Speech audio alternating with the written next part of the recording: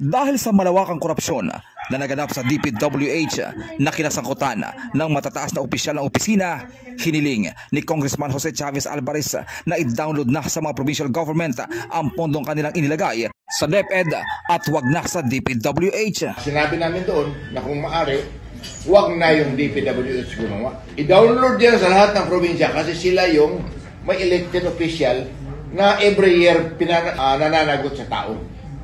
Kasi kung DPWH, walang nananagot sa tao eh. Ito ay matapos na ipaglaban ni Congressman GCA ang pondo na dapat sana ay muling nakalaan sa mga flood control project. Ipinalipat ito ng kongresista sa DepEd kaya't umabot ang pondo ng kagawaran sa 1.3 trillion pesos sa susunod na taon.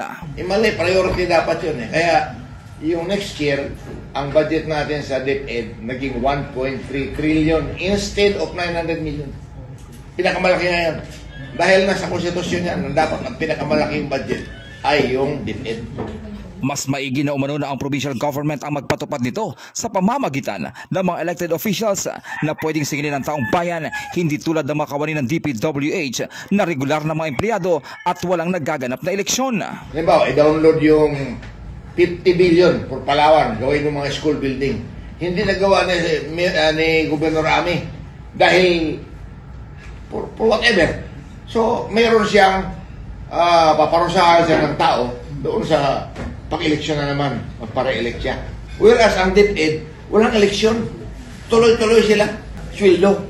So, mas maganda ka ako kung i-download natin yan sa LGU, which is provincial government, at saka yung mga municipal government. Kaugnay nito, kasalukuyang pang pinapaimbintaryo ng kongresista kung ilang eskwelahan ang kinakailangan ng lalawigan at sisiguruhin itong hihingin sa kongreso ang mga pondong ito na i-download sa provincial government sa pag-aproba ng pondo ngayong buwan ng Disyembre. So pinapakonsolidate ko muna yung Palawan lang kasi pagkapirma ng budget sa Disyembre, hingin ko yan, i-download yan sa province. Samantala, maaari namang ibigay ng provincial government sa bawat munisipyo ang mga proyekto kung saan ito naman ang magpapatupad sa kanilang mga bayan at may direktang pananagutan din ang mga ito sa kanilang mga nasasakupan. So hopefully, we can do something na yung LGU makakatulong din sa Baclac. Dahil yung mga LGU is answerable to the people.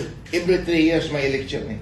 Yun ang sanctioning na dapat pagbigyan pansin.